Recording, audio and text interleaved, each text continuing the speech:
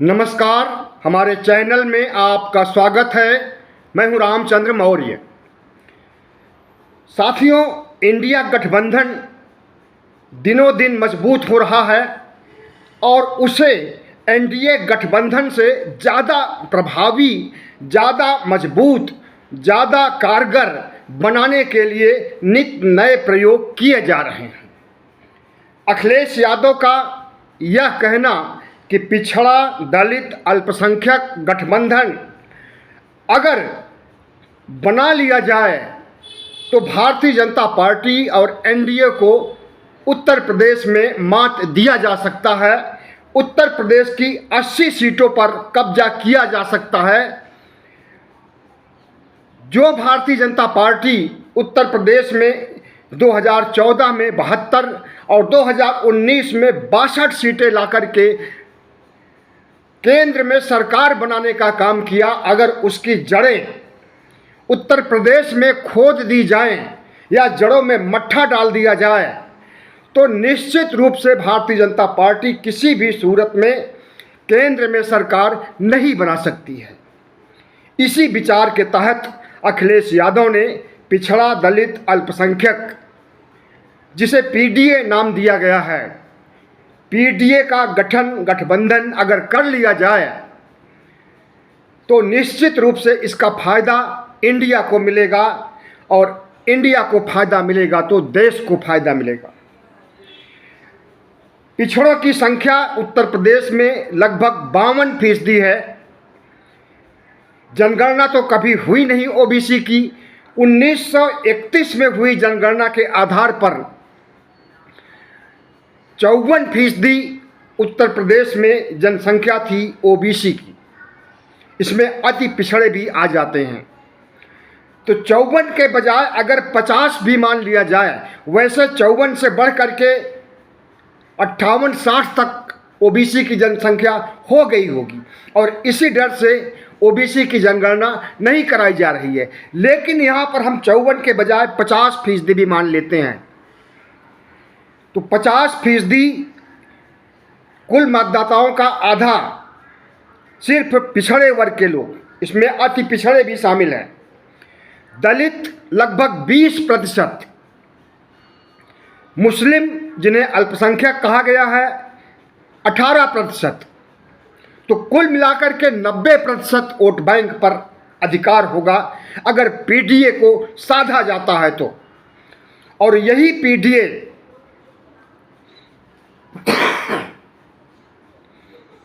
Bharatiya Janata party ने इसी PDA को साधा था। अति पिछड़ों को, पसमानदा मुसलमानों को, दलितों को, गैर जाटों दलितों को भारतीय जनता पार्टी ने 2014 से 2019 तक साधने का काम किया। इन्हें लब्बो लुआब दिखाया, लोक लुभावन नारे दिया, इनके विकास की बात किया, सबका साथ सबका विकास का मंत्र दिया और उनके वोट प्राप्त करती रही। लेकिन अब जब अखिलेश यादव की नींद खुली है और वो पीडीए बनाने की मांग कर रहे हैं या मांग को अमली जामा पहना रहे हैं, तो ऐसे में अखिलेश यादव की सोशल इंजीनियरिंग कारगर हो सकती है। लेकिन इसके लिए ज़मीनी स्तर पर काम करना पड़ेगा। और दूसरी बात, भारतीय जनता पार्टी इस गठबंधन को रोकने के लिए एड़ी चोटी का प्रयास भी करेगी। भारतीय जनता पार्टी जिस तरह से 2014-2019 में पिछड़ों को, अति पिछड़ों को, पसमानदा मुसलमानों को पटाने का काम किया था, वह काम फिर से शुरू कर चुकी है। अभी इसी 17 सितंबर को विश्वकर्मा योजना लॉन्च की जा रही है। इसमें 5 लाख रुपए तक लोन दिया जाएगा 5% ब्याज के आधार पर पिछड़ी जातियों, अति पिछड़ी जातियों को। विश्वकर्मा योजना के तहत भारतीय जनता पार्टी अति पिछड़ों और पिछड़ों का वोट पाने की पूरा कोशिश करेगी। लेकिन याद रहे कि इस बार किसी भी पिछड़े और अति पिछड़े समाज के लोग को यह बात नहीं भूला है कि यही भारतीय जनता पार्टी है जो पिछड़ों की जनगणना कराने से ना नुकुर करती है। तो इस बात को जनता तक, पिछड़ी जातियों तक, अति पिछड़ी जातियों तक पहुंचाने का काम किया जाना चाहिए अखिलेश की तरफ से, कि भारतीय जनता पार्टी तो जनसंख्या भी की गिनती भी नहीं करना चाहती है, वो विकास क्या करेगी जब उसे पता ही नहीं है कि कितने हैं पिछड़े, कितने हैं अति पिछड़े, कितने हैं पसमानदा, तो कैसे वो विकास करेगी। इस बात को समझाया जाना चाहिए अखिलेश के द्वारा और इंडिया गठबंधन के तमाम घटक दलों के द्वारा। अगर समझाया जाए तो प्रधानमंत्री नरेंद्र मोदी की सारी योजनाओं की हवा निकल जाएगी। पसमानदा मित्र योजना लॉन्च किया गया है आज से नहीं, कई महीनों पहले से, जिसमें पिछड़े मुस्लिम मतदाताओं को पटाने के लिए पूरी कोशिश की जा रही है। उन्हें तरह तरह के जुमले सुनाए जा रहे हैं, लोक लुभावन बातें कही जा रही हैं, जिससे कि उनका वोट भारतीय जनता पार्टी को मिल सके। लगभग 10% पसमानदा मुसलमानों का वोट भारतीय जनता पार्टी को 2014 और 2019 में मिला था, और उसी वोट को पाने की कवायद इस बार भी कर रहे हैं। और पसमानदा मुसलमानों के लिए मित्र योजना ला करके आरएसएस के लोग, आरएसएस के प्रचारक घर घर जा कर के पसमानदा मुसलमानों को उनकी माली हालत से निजात दिलाने की बात कर रहे हैं। आरएसएस ने ज़मीनी स्तर पर काम आज से नहीं, कई महीनों पहले से शुरू कर दिया है। पसमानदा मुसलमानों को पटाने का काम, अति पिछड़ों को साधने का काम और बूथ लेवल पर काम, बूथ को मजबूत करने और बूथ लेवल की रणनीति निर्धारित करने का काम भी शुरू कर दिया है भारतीय जनता पार्टी ने, आरएसएस ने। तो निश्चित रूप से पीडीए गठबंधन अखिलेश यादव को और इंडिया को फायदा पहुंचा सकता है, लेकिन इसके लिए ज़मीनी स्तर पर काम करना होगा और भारतीय जनता पार्टी की तोड़ने की नीति से चौकन्ना रहना होगा। और भारतीय जनता पार्टी की कुटिल नीतियों से, महंगाई, एंटी इनकम्बेंसी और गरीबी, जहालत, बेरोजगारी से अति पिछड़ी जातियों, पसमानदा मुसलमानों को अवगत करना चाहिए और बताया जाना चाहिए कि पिछले 10 सालों से तुम्हारी दुर्दशा के लिए अगर कोई जिम्मेदार है तो वो भारतीय जनता पार्टी है। तो जिन फार्मूलों के तहत भारतीय जनता पार्टी उत्तर प्रदेश में भारी जीत हासिल करती थी, उन फार्मूलों को इंडिया को भी अपनाना चाहिए और भारतीय जनता पार्टी मोदी की पोल खोलने में कोई कसर नहीं छोड़ना चाहिए इन पिछड़ी जातियों, पसमानदा मुसलमानों के सामने।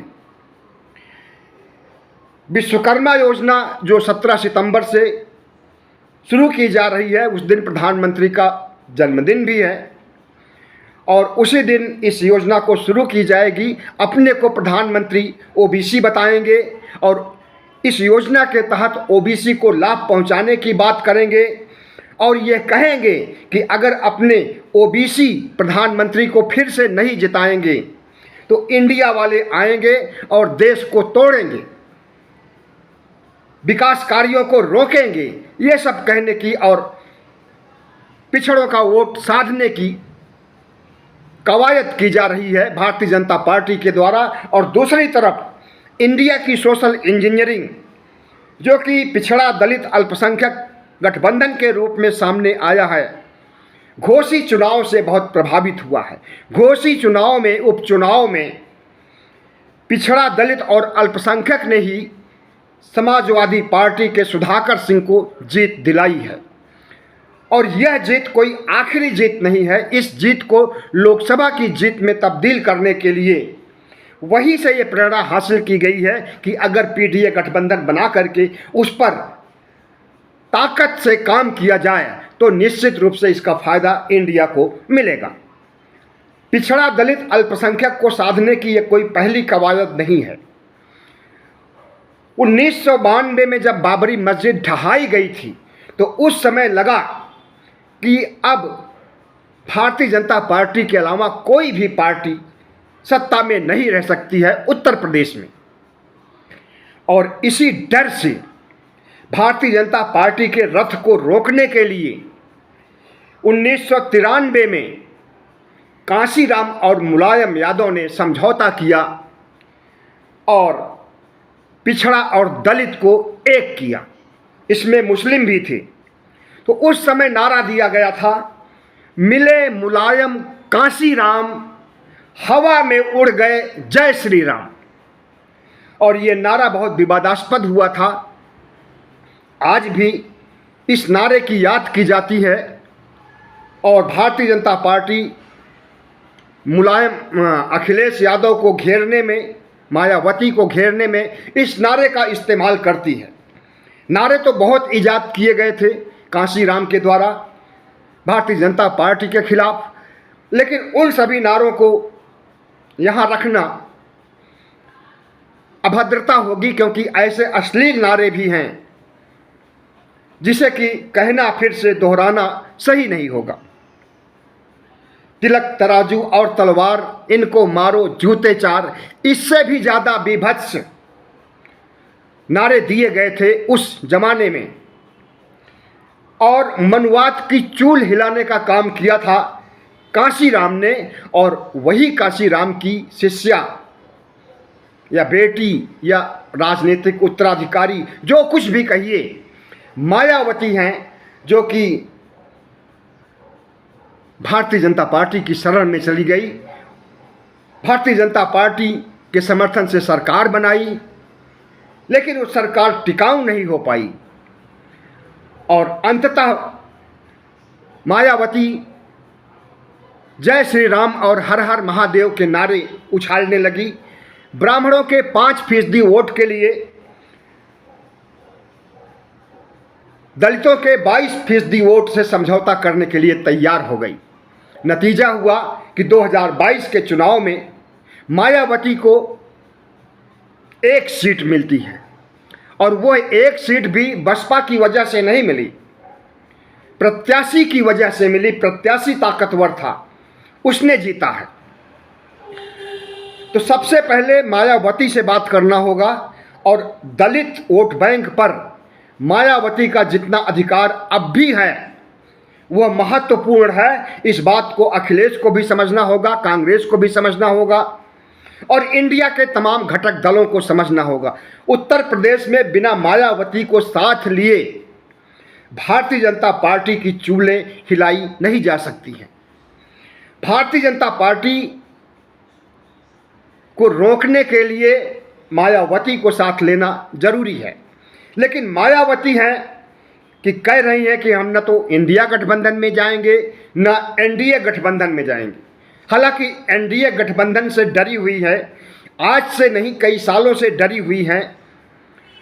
मुख्यमंत्री रहते हुए जो कमाई किया था, जो चल अचल संपत्ति बनाया था, उसे बचाए रखने के लिए मायावती मोदी शरणम गच्छामि कहने लगी और मोदी के चरणों में शीश झुकाने लगी। तो और मायावती को अगर बात किया जाएगा, सोनिया की बात चल भी रही है, तो उनका एक ही कहना है कि हम इंडिया में तभी आएंगे जब इंडिया की सरकार बने और हमें प्रधानमंत्री बनाया जाए। मायावती की कितनी सीटें आएंगी? 80 में से 10 भी आ सकती हैं, 15 भी आ सकती हैं, 20 भी आ सकती हैं, ज़्यादा से ज़्यादा 30-32 सीट आ सकती हैं, इससे ज़्यादा नहीं आएगी। और इन्हीं सीटों के बदले अगर वो प्रधानमंत्री बनने की मांग करें तो क्या उन्हें प्रधानमंत्री बनाया जाएगा? बिल्कुल नहीं बनाया जाएगा, और बनाया जाना जरूरी भी नहीं है, क्योंकि मायावती जिस तरह से आरएसएस के कदमों में बिछी हुई हैं, मोदी के कदमों में बिछी हुई हैं और मनवादी हो गई हैं, ऐसी मायावती पर विश्वास नहीं किया जा सकता है। इसलिए और मायावती सत्ता का दुरुपयोग करके कमाई करने चल अचल संपत्ति बनाने के मामले में शायद सभी राजनीतिक दलों से आगे हैं। प्रधानमंत्री पद पर अगर पहुंच जाएंगी तो इंडिया को ठेंगा दिखाएंगी और माल काटने में लग जाएंगी। फिर वो भी अडानी अंबानी बनाना शुरू कर देंगी और उस अडानी अंबानी को देश की संपत्ति बेचने का काम शुरू कर देंगे। इसलिए मायावती को प्रधानमंत्री पद का प्रलोभन देकर के शामिल करना सही नहीं होगा। लेकिन पीडीए गठबंधन तब तक मजबूत नहीं होगा जब तक कि दलित वोट साथ नहीं आएंगे। 18 से 20% तक दलित वोट हैं और इन वोटों पर मायावती का कब्जा है। कम से कम 12% वोट पर तो कब्जा है ही। 12% वोट मतदाताओं ने 2022 में वोट दिया था मायावती की पार्टी को, लेकिन कोई सरकार नहीं बन पाई थी, कोई सीट नहीं आ पाई थी। तो जिस तरह से भारतीय जनता पार्टी पसमानदा मुसलमानों को पटाने का काम कर रही है, विश्वकर्मा योजना ला रही है और आरएसएस के कार्यकर्ता जमीनी स्तर पर पटाने का काम कर रहे हैं, यह काम इंडिया को भी करना होगा। और भारतीय जनता पार्टी की विध्वंसक नीतियों से, महंगाई से, बेरोजगारी से, देश बेचने की उसकी नीयत से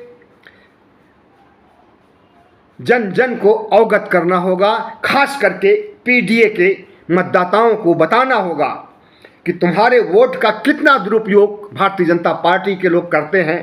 वोट लेंगे तुमसे और काम करेंगे अडानी अंबानी का, और विकास होगा ब्राह्मण, क्षत्रिय और वैश्य का। प्रधानमंत्री नरेंद्र मोदी से ज़्यादा मनुवादी कोई नहीं हो सकता है। प्रधानमंत्री नरेंद्र मोदी आरएसएस के एजेंडे को लागू करने के लिए ही राजनीति में आए हैं। उनका कहना है कि हम प्रधानमंत्री बाद में हैं, आरएसएस के प्रचारक पहले हैं। प्रधानमंत्री बनने के बाद 2014 में उन्होंने ये बात कही थी, एक बार नहीं कई बार कही थी। तो जो प्रधानमंत्री एक आतंकी संगठन, आरएसएस को आतंकी संगठन माना जाता है विदेशों में, एक आतंकी संगठन का सदस्य हो, वो उस आतंकी संगठन के लिए काम करेगा कि आपके विकास का काम करेगा, देश को आगे ले जाने का काम करेगा। जब प्रधानमंत्री नरेंद्र मोदी के खून में आरएसएस के संस्कार बसते हैं तो ओबीसी, एससी, एसटी जिन्हें कि नीच कहा गया है हिंदू धर्म में, इन नीचों के साथ प्रधानमंत्री नरेंद्र मोदी कैसे सामंजस्य स्थापित कर सकते हैं, कैसे इनके विकास के लिए बात कर सकते हैं।